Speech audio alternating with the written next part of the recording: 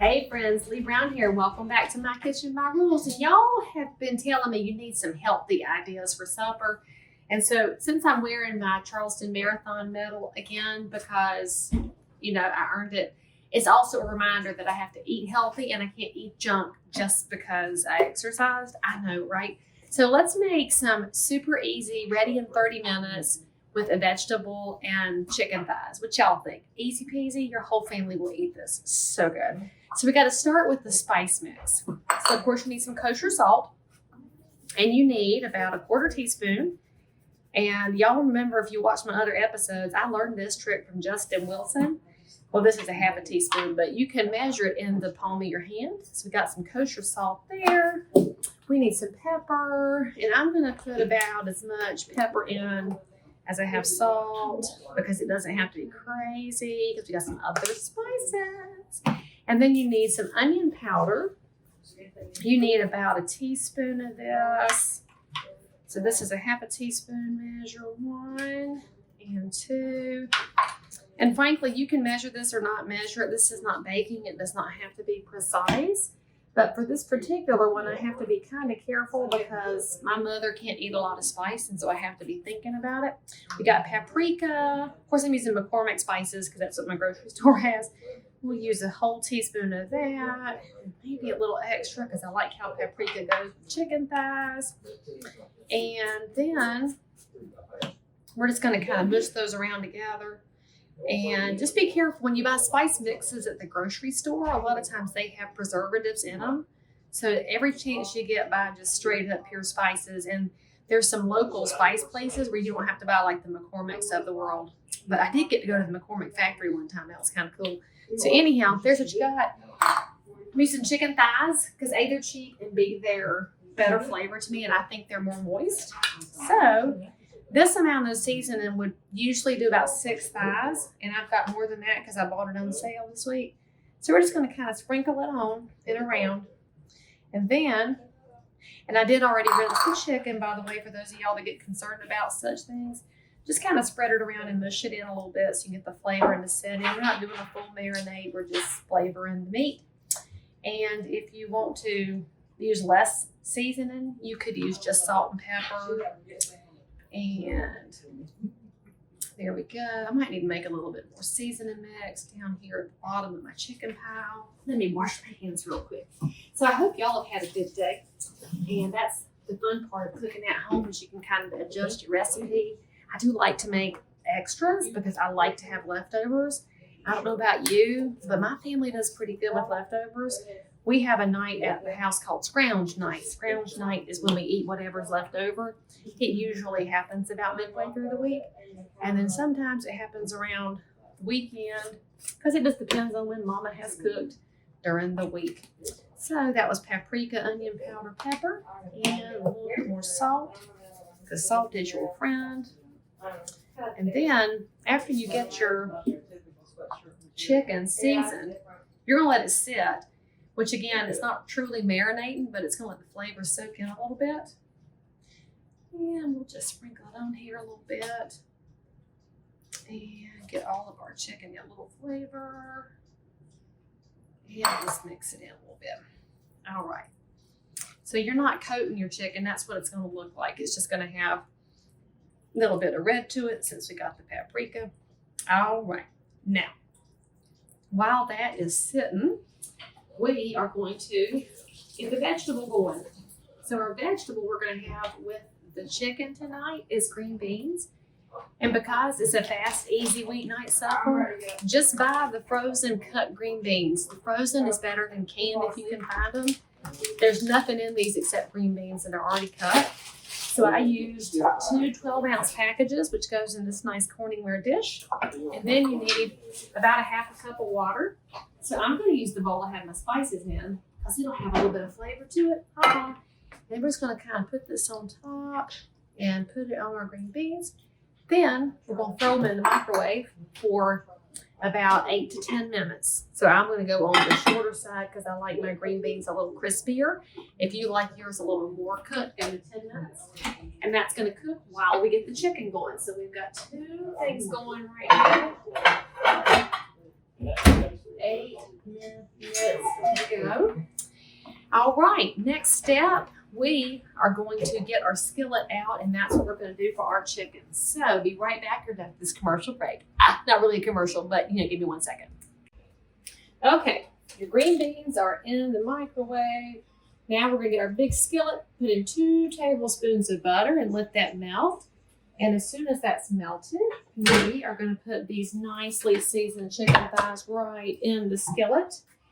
So we'll let that melt. While that's working, you can get your lemon out because we need the juice of 1 lemon. Let's take the label off the lemon because we don't really need that.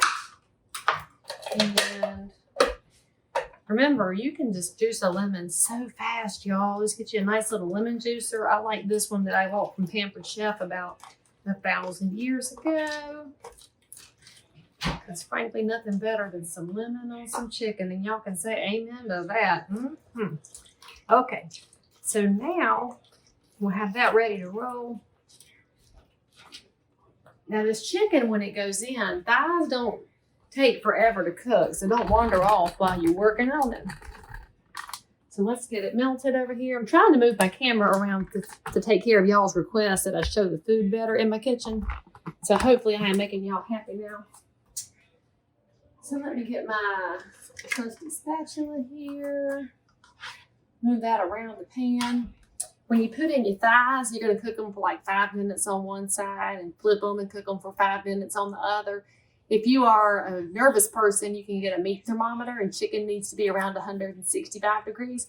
And if you're not a nervous person, you can take a knife and fork and cut into it and see if it's cooked in the middle, which is kind of how I roll. But you do you. All right. So this dinner, by the way, y'all, will take you about 25 minutes, top to bottom. And if you don't have a big old giant skillet, you should get one because skillet meals are the best. This one's going to have a little bit of extra going on just because we had to put that other dish in to cook the green beans in the microwave.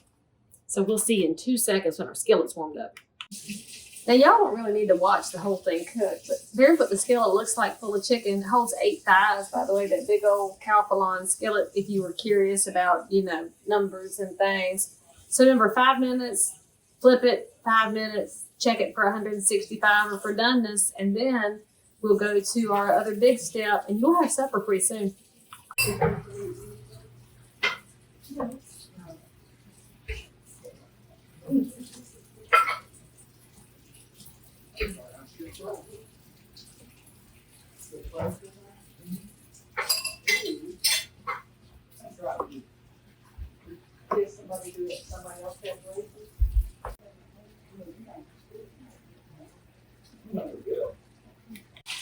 Okay, once your chicken is cooked, go ahead and transfer it to a plate.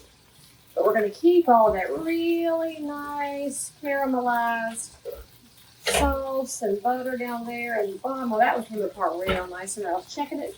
Now toss in a tablespoon of butter and let that melt right quick. And then those drippings are so flavorful. Oh, that's the good part. And it doesn't hurt to leave a little bit of chicken in there. That won't hurt and not nary a thing. Then we're going to add in some minced garlic. And you'll put in about, I don't know, what's that, a couple of tablespoons worth? However much more garlic you like. And a little bit of crushed red pepper. The amount of this you put in depends on how much heat you want in the dish. We're going with low heat in my house tonight, so a couple of flakes for flavor. And then the magic secret ingredient, Texas Pete. Right here from Winston-Salem, North Carolina. You need about a tablespoon. Listen to that. The pan is happy to see Texas Pete. All right, that is popping good. And now we're going to add in the green beans that we cooked earlier in the microwave. Just toss those right in there. And you were wondering if we were just going to have boring old green beans that were heated up in water. See, friends, you should have known better.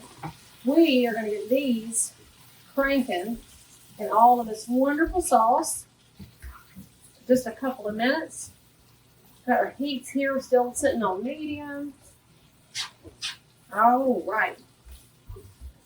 Oh, that smells good. If y'all had smell-o-vision, y'all would know how good my kitchen smells right now. Oh, yes. Oh, yes. Okay. We'll let that go for, I don't know, 4 or 5 minutes or thereabouts. The longer it goes, the more flavor you'll get, but the longer it goes, the more cooked your green beans will get. So again, this depends on if you like a mushy or crisp. We kind of like ours towards the crisp side, but maybe in the middle. And it's also going to reduce that a little bit. And then, while that's cooking, you need to get that lemon you juiced and finish that up. So I've got the juice of 1 lemon here. It's ready to go in just a couple of minutes. And then go to your pantry. You need 1 more ingredient. You need some chicken stock or chicken broth. Chicken stock has different flavor. Of course, I had chicken broth available, so have those 2 at the ready for when your 4 to 5 minutes has elapsed. And we'll see you right back here to add the next step. So while that's finishing up, I have to show you all that I received this spoon rest as a gift, and it's by Mango Pottery. They're here in North Carolina, and I posted a picture of it online, and I said it was too pretty to use, and the owners wrote me a message back and said, please use it. It's dishwasher safe. So I said, well, I'll make sure the world knows they can get really pretty locally made pottery here in North Carolina, and they can even use it. I was so surprised. So anyway, now that we're ready, we're going to dump in this juice of 1 lemon. That is a magical thing, y'all. It totally balances out a lot of your flavors. And then with chicken broth, you need about a 1/2 cup or chicken stock, whichever one you're going with. And we'll put it in there. Now we're going to let that go for just a couple of minutes so it thickens up. Get that stirred in. Now after that thickens up, you're going to toss your chicken back in so that the flavors can marry up, and that'll give it a nice finish. And then we are just about ready for supper. We'll see you back in a second. This time. All right, last step. This is all seasoned up and thickened a little bit. So now we are just going to toss these chicken thighs back in and let them reheat a little bit since they've been sitting over here on the side. Go ahead and get your dinner plates, get your family, and you will have everybody pretty happy and pretty healthy. And let's also just toss in pretty inexpensively. You do have a few dishes though, friends. That's the only cost of this meal. And look, I'm not even going for presentation. And that looks good in the pan. So make sure you let me know how it goes at your house. And we'll see you next time on My Kitchen, My Rules. Bye.